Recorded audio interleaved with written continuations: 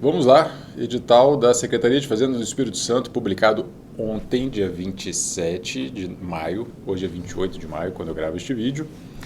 E vamos analisar quais são as matérias aqui mais importantes, quais estratégias de estudo você tem que utilizar, o que fazer se você não tiver muito avançado nos estudos, principalmente, como é que você pode correr atrás do prejuízo aí, quais as principais matérias, as mais importantes, as que vão te ajudar mais a ser aprovado, quais são os mínimos, onde é que você pode ser eliminado, aquela coisa toda. Então, vamos partir para essa análise. Primeiro, informações básicas, FGV é a banca, são 50 vagas imediatas e 100 vagas de cadastro de reserva, e a prova está prevista para o dia 29 de agosto, se a pandemia permitir. Mínimos, nós temos uma pontuação mínima. A gente tem prova de conhecimentos gerais, que é a prova 1, e a prova 2, que é a prova de conhecimentos específicos. Você tem que fazer 50% em cada uma e 60% no total. Esses são os mínimos para você ser considerado classificado, ok? Não fez metade em uma, metade na outra, está eliminado. Se fizer a metade nos dois, está eliminado também, porque se fizer só a metade, né, porque você vai ter menos de 60% do total. Teremos discursiva valendo 30 pontos e observe que a prova objetiva tem um valor total de 170 pontos e a discursiva valendo 30 é uma pontuação relevante, dá para modificar bastante coisa aí na classificação final. Você tem que fazer um mínimo de 12 pontos na discursiva e eles vão corrigir 6 vezes o número de vagas, ok? Podem chamar no máximo 3 vezes o número de vagas, mas vão corrigir 6 vezes o número de vagas. Tem prova de títulos, vale até 6 pontos, é pouquinha coisa, pode jogar uma pessoa para cima ou para baixo. E os critérios de desempate. Em caso de empate, a gente tem o primeiro critério, é a nota em conhecimentos específicos, depois é a nota na discursiva, depois é a nota em legislação tributária estadual. Bom, vamos lá. A gente tem exatamente a quantidade de pontos que cada matéria vai permitir.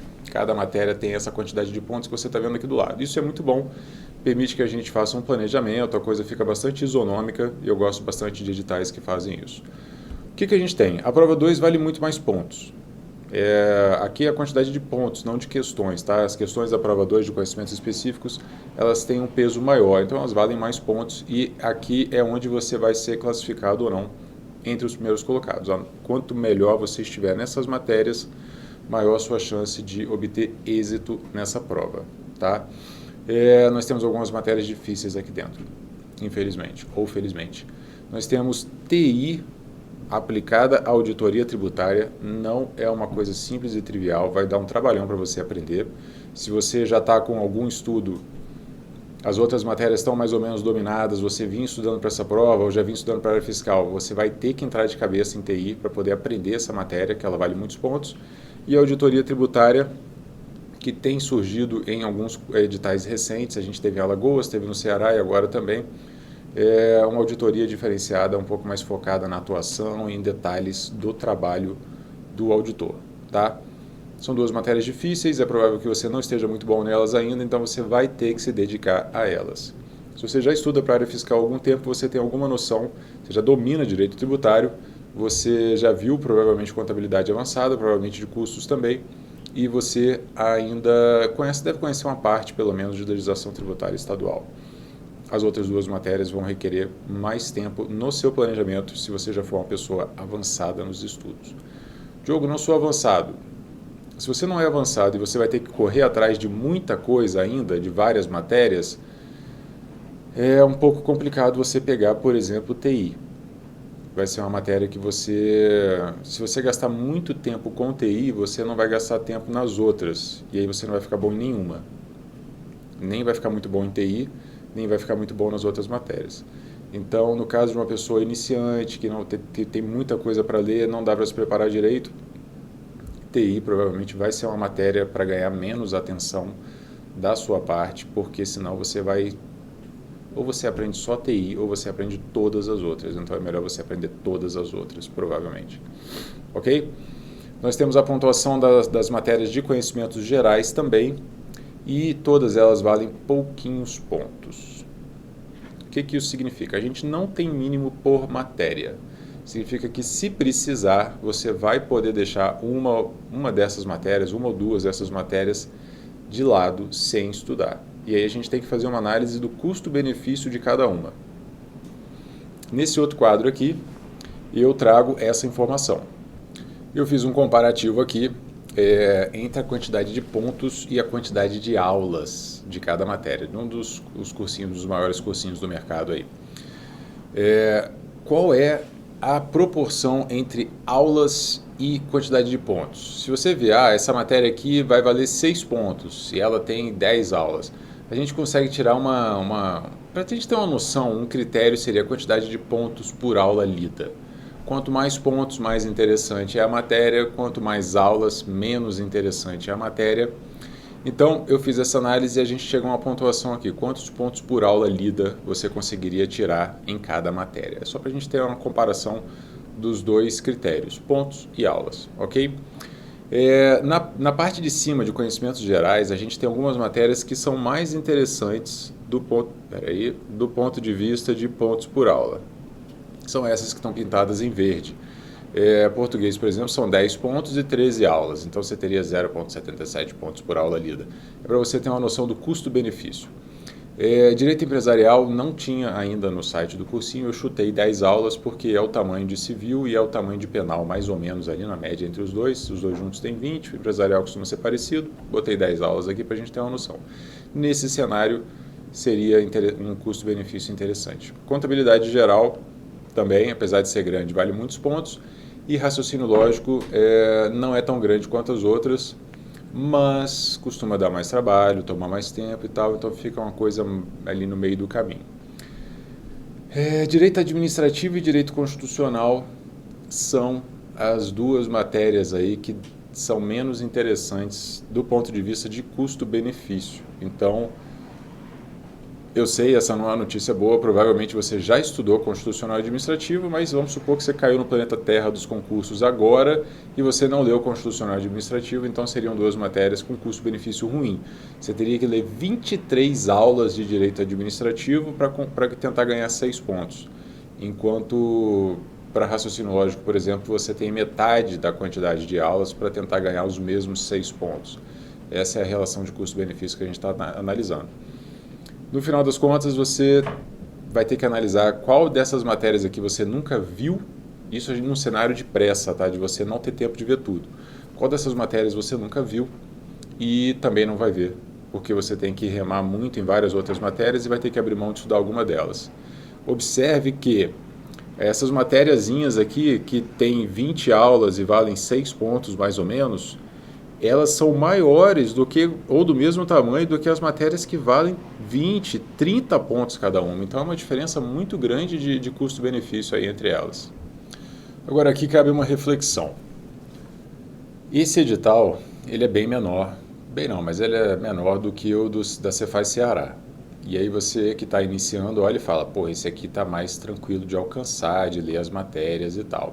Sim, por outro lado, se ele está mais fácil para você, ele está ainda mais fácil para quem já vinha se preparando há mais tempo.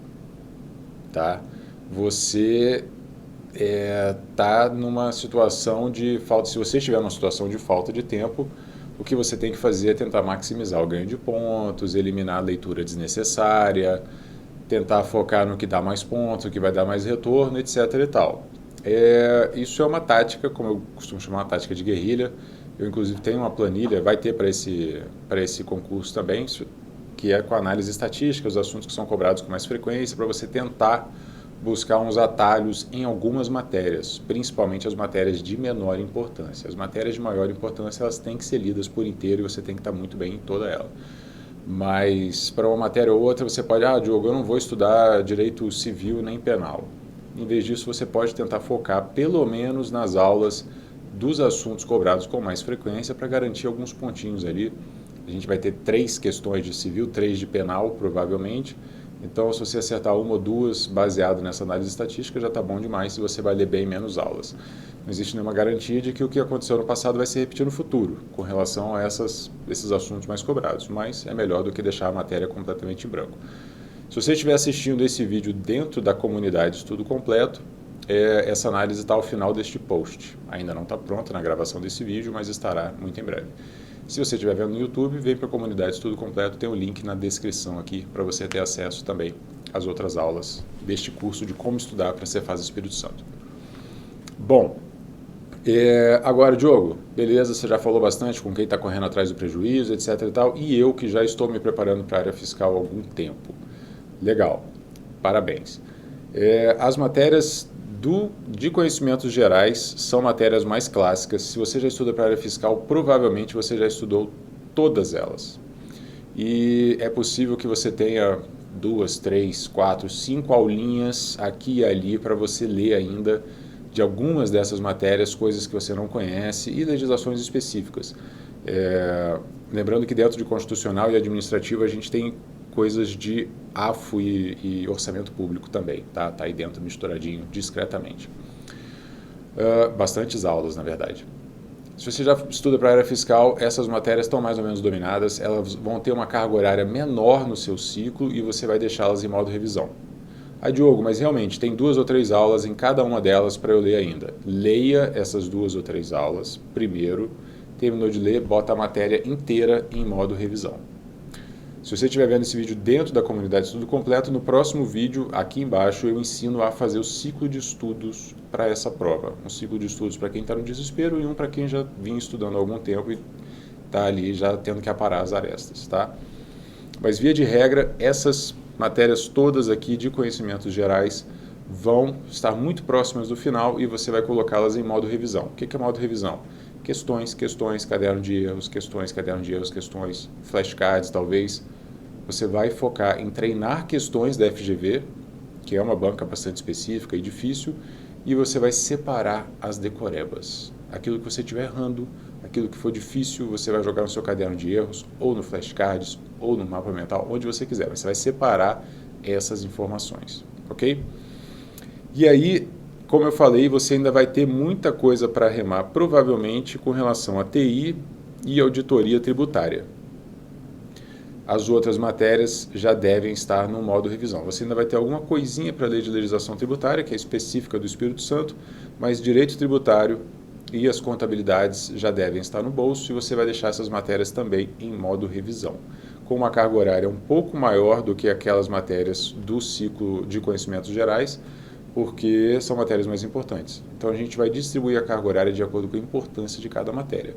Se uma matéria vale 6 pontos e a outra vale 30, a gente não vai dar a mesma carga horária para as duas, a gente vai revisar mais a de 30. Vai tentar revisar as duas, mas vai revisar mais a de 30, ok? Matérias em modo leitura, muita coisa para ler, muita aula para ler, carga horária maior também. Você tem que avançar nessas matérias para finalizar logo e colocá-las no modo revisão. Essa é a diretriz geral. A principal ferramenta que você tem para trabalhar agora o seu planejamento é a carga horária.